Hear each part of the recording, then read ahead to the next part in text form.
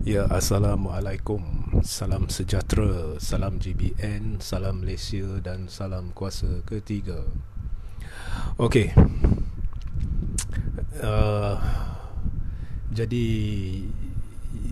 live hari ini adalah bagi membincangkan satu perkembangan menarik yang berupa kenyataan, ya, media oleh Tun Dr. Mahathir Mohamad, ya, berhubung satu, apa orang kata, perjumpaan yang diadakan oleh Tan Sri Muhyiddin Yassin, ya, dengannya. Jadi inilah topik perbincangan hari ini. Dan kepada anda yang masih belum mendengar atau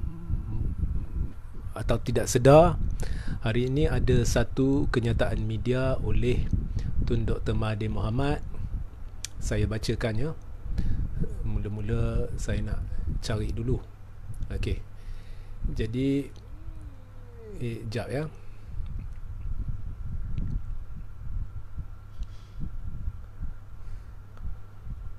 Okey. Jadi ada satu kenyataan media dan saya bacakan laporan media. Bekas Perdana Menteri Tun Dr. Mahathir Mohamad mendakwa Muhyiddin Yassin meminta sokongannya dalam usaha untuk menjadi Perdana Menteri sekali lagi. Okey, bercakap dalam sidang media, Mahathir berkata dia tidak tahu mengapa Muhyiddin meminta sokongannya. Okey, dengar. Ini Mahathir bercakap, dia nak saya sokong dia dalam usaha untuk jadi Perdana Menteri sekali lagi. Saya tak tahu, tapi dia minta saya. Kami tak, pejuang tak kuat, kami tak ada wang, tapi dia minta kami sokong dia. Okey. Saya tak tahu nak kata apa. Saya tak jadi Perdana Menteri sebab Muhyiddin. Dia tikam belakang saya. Sekarang orang yang dia tikam belakang itu tak mati lagi. Mahathir menyindir. Dan Mahathir menambah, semasa dia jadi Perdana Menteri, ramai orang tak puas hati dengan kepimpinannya. Dia bukan Perdana Menteri yang baik. Jika dia lakukan perkara yang bagus untuk negara, saya percaya saya tak sokong pun dia boleh menang. Kami tidak akan menyokong Perdana Menteri yang ada banyak kegagalan sama seperti Najib. Okay. So ini kenyataan Tun Dr. Mahathir Mohamad. So sebelum saya bertanya pendapat anda dan sebelum saya membuka untuk sesi soal jawab, perlu saya nyatakan di sini beberapa perkara. Apa yang Tun cerita ni benar, ya. Dia tidak meminta untuk, ya, pergi berjumpa dengan Muhyiddin, meminta apa-apa, ya, kerana seperti yang Mahathir kata, pejuang tak ada duit, pejuang lemah dan sebagainya. Dia kata yang datang berjumpa adalah Muhyiddin. Dan sebenarnya saya difahamkan dan berdasarkan laporan, PAS akan juga mengusahakan untuk berjumpa dengan Tun. Okey. Jadi apa yang Mahathir timbulkan adalah benar. Ada suara-suara sumbang dari sana sini yang mengatakan, menyindir, ya, prestasi pejuang di Johor, dan kemudian berkata pejuang ada apa, ya. Jadi seolah-olah cadangan diberikan bahawa pejuang kena merangkak pergi berjumpa dengan Bersatu dan PAS, ya. Tapi jadi mengapa Bersatu dan PAS ingin berjumpa dengan Tun? Jadi ini sebenarnya adalah, tak payahlah saya nak agak, ini memang kesedaran dalam Bersatu dan PAS bahawa tidak ada jalan lain. Kerana satu-satunya pilihan yang ada Bersatu ialah untuk berdamping dengan Tun. Dan ini sebenarnya membuktikan apa yang saya beritahu, bahawa Bersatu tahu prestasi buruk pejuang di Johor sebenarnya bukan disebabkan penolakan. Kita lihat Barisan Nasional menang 2/3. Tetapi 2/3 itu bukannya kemenangan atas mandat rakyat dari sudut moral, kerana hampir 70% rakyat menolak Barisan Nasional, dan ini dicerminkan daripada peratus undi yang diperolehi oleh Barisan Nasional, khususnya undi popular. Jadi ini membuktikan bahawa kali pertama dalam sejarah keputusannya pelik. Parti yang menang 2/3 sebenarnya ditolak besar-besaran oleh rakyat. Maknanya pilihan raya dari sudut moral ni sebenarnya gagal.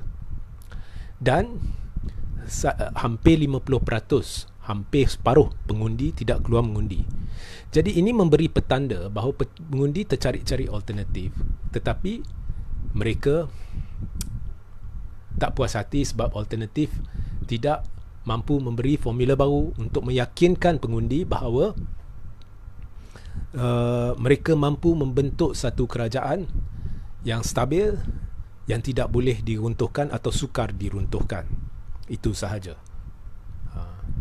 Jadi nampak majoriti yang tak keluar tu menolak BN, menolak PH. Jadi mereka tercari-cari alternatif. Malangnya alternatif ni gagal membuat formula baru.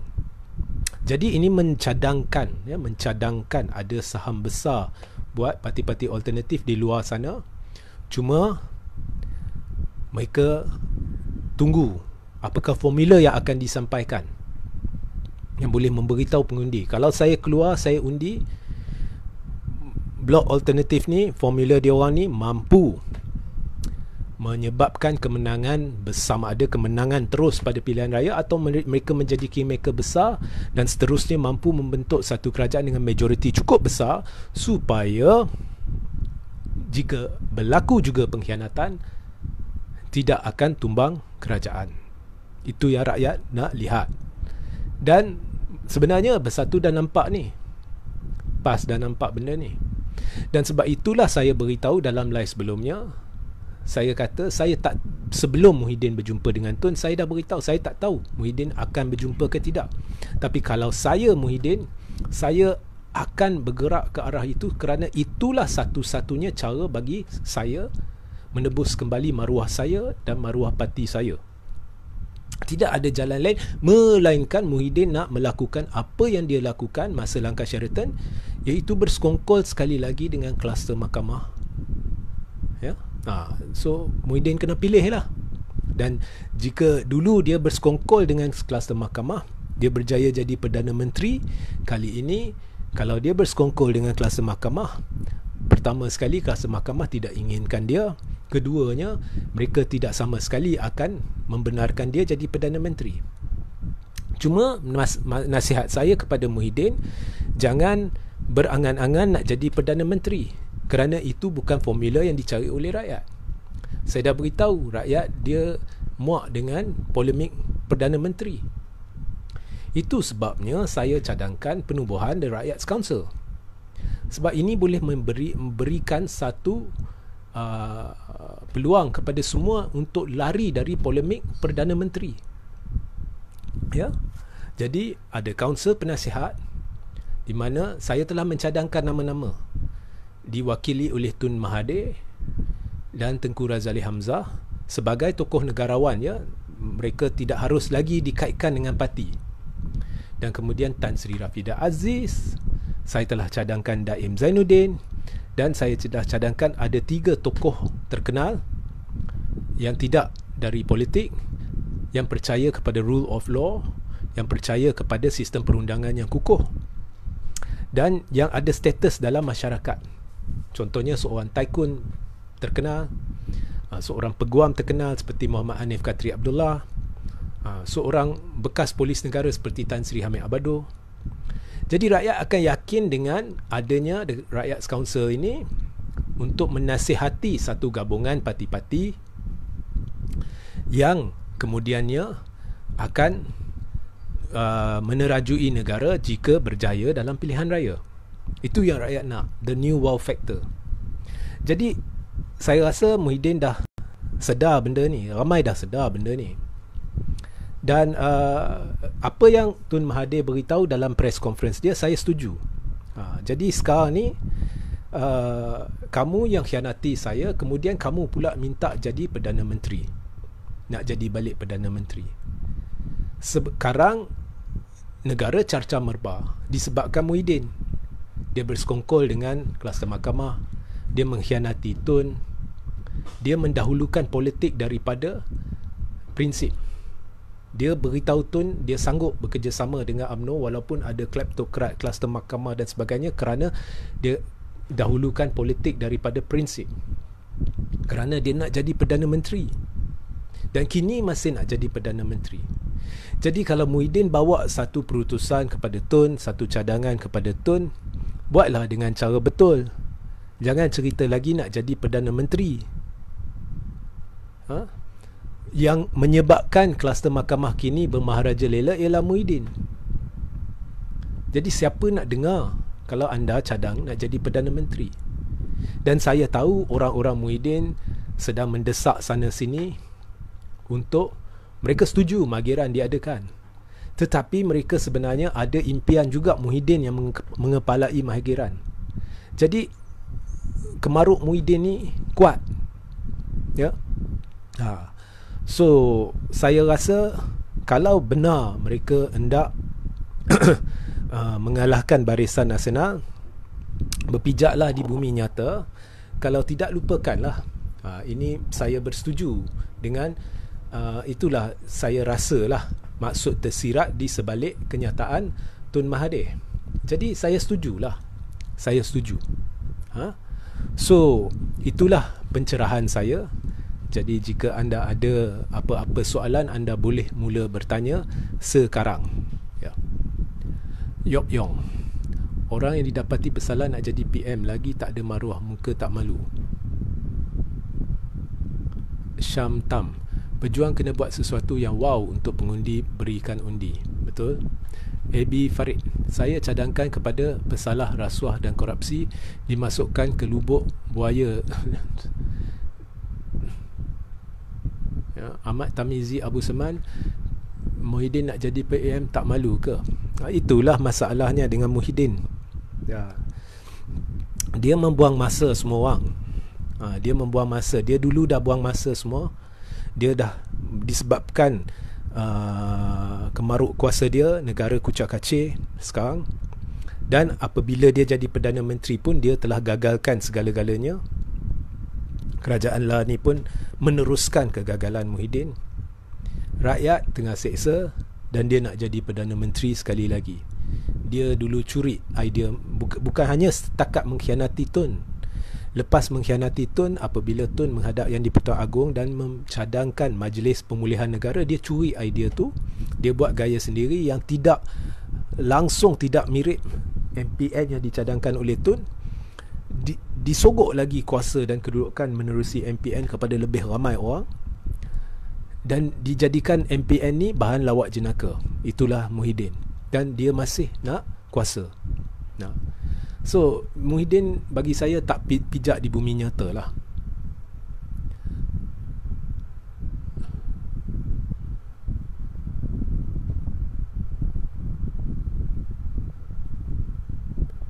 Muhammad Zulhelmi Mansur, ulas juga Abah Din cakap Tun ajak jumpa sembang, dia tak pernah rasa jatuh dan bermaruah.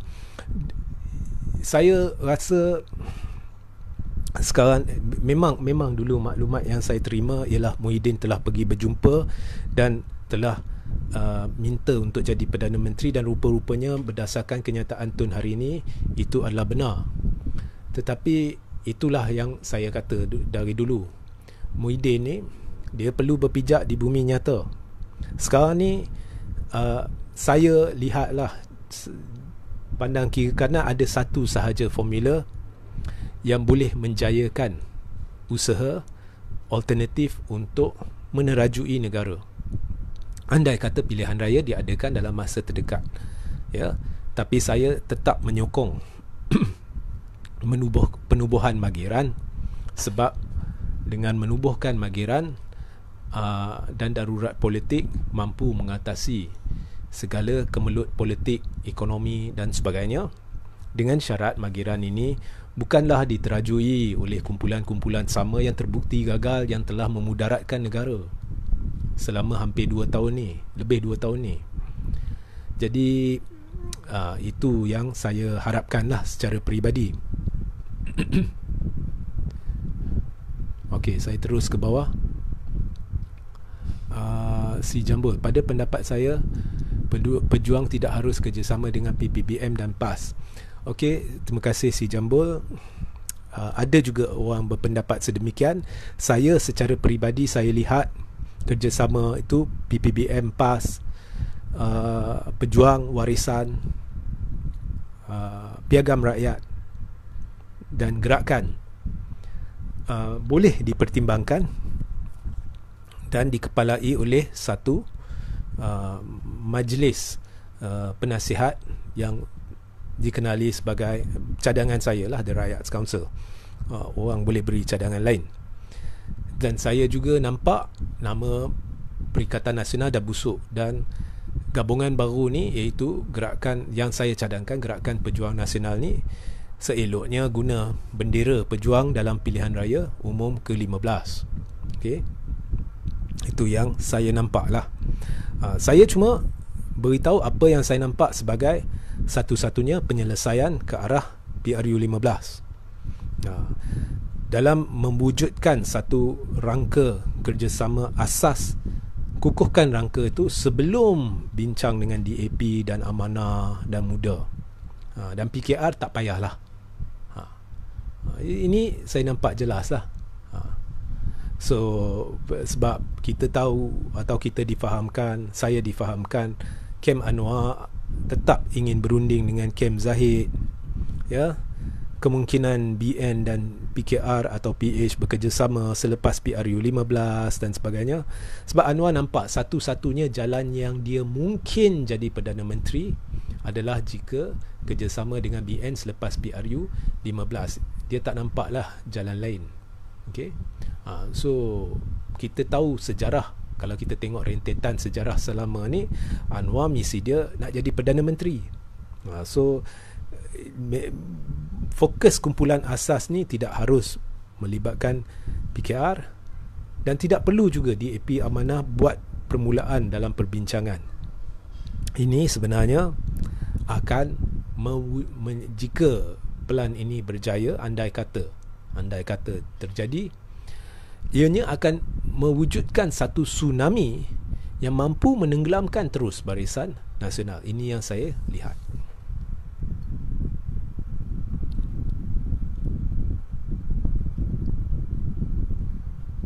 Okey, Fazil Rokan Utara. Fazil, Perikatan Nasional dah boleh dibubarkan dan bentuk satu gabungan yang lebih kukuh. Saya setuju. Jika mereka ni masuk, Perikatan Nasional seeloknya dibubarkan sahajalah. Itu saya setuju.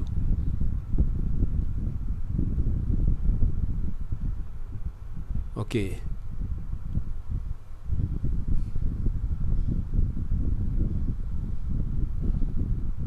Acire, Yidin dah kena sindrom Anwar, masing-masing gila nak jadi PM. Saya tak faham Muhyiddin ni, dia mengapa kemaruk nak jadi PM? Adakah sesuatu rahsia yang ingin dia selindung?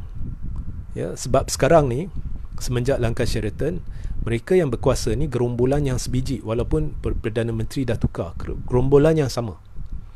Jadi adakah perkara-perkara tertentu yang telah dilakukan, dan memang ada banyak perkara yang tidak diceritakan kepada rakyat. Adakah Muhyiddin ingin selindungi perkara ni? Adakah itu sebabnya dia beria-ia nak jadi balik Perdana Menteri? Ini saya mengesyaki lah. Saya tak tahu benar atau tidak. Simon Wong, maybe we should make Rosmah the PM. Well, in my personal opinion, before Barisan Nasional collapse, she was the de facto PM, but that's my personal opinion lah. I also refer you to statements by witnesses during trials in Malaysia, where it was stated that, and if I'm not mistaken, in the US, even in the US, it was stated that Rosmah has an overbearing personality. Dan kalau kita lihat klip audio yang ditudarkan, yang dinafikan lah, saya difahamkan dinafikan oleh Rosmah dan Najib, tak silap saya, bahawa ini adalah suara mereka. Tetapi andai kata itu benar-benar suara Najib dan Rosmah, kita boleh lihat the overbearing personality of Rosmah seperti mana yang didakwa.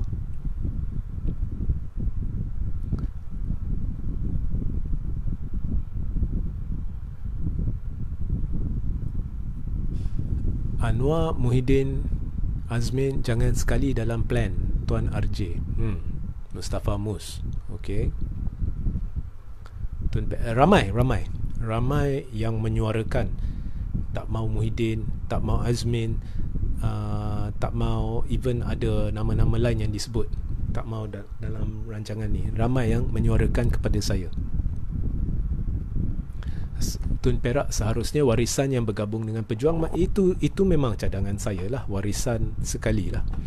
Kerana saya amat suka warisan dan saya amat suka kepimpinan Syafiq Abdal, dan saya amat suka tindakan warisan mengembangkan sayapnya di Semenanjung. Cuma saya rasakan warisan banyak buat kenyataan yang mengelirukan pengundi di Semenanjung. Itu sahajalah.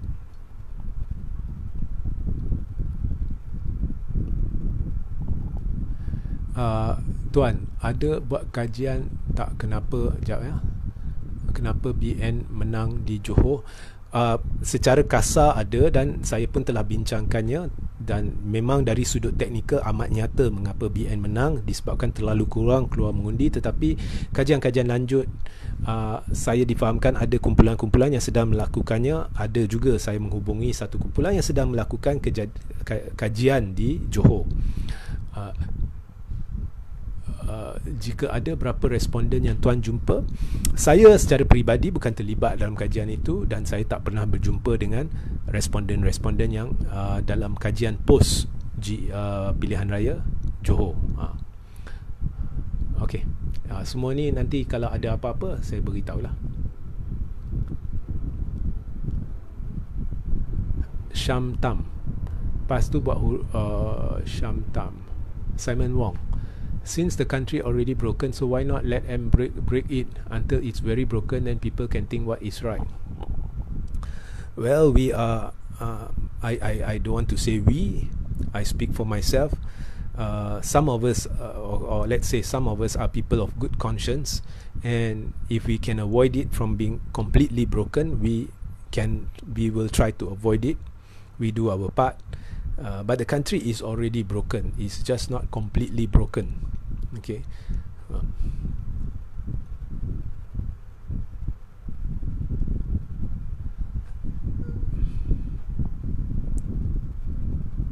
Okay. Yop Yong, Tun M, PM, Tengku Razali, Timbalan, PM, PRU 15. Saya dah beritahu ya. Terima kasih Yop Yong. Di PRU 15 ni, pengundi telah hantar satu mesej yang jelas. Salah satu perkara yang memualkan mereka adalah polemik PM. Jadi saya rasa tidak perlu dibincangkan polemik PM, itu boleh bincang selepas PRU.